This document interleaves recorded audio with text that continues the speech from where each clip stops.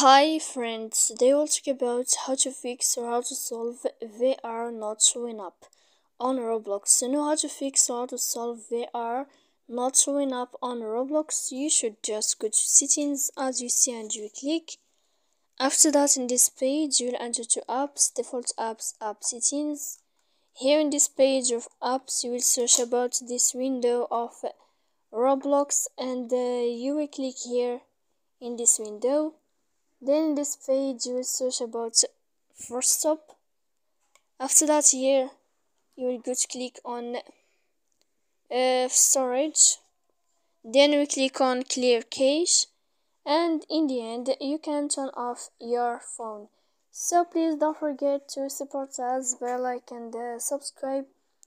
See you next time in another video, and thank you for your attention and your watching.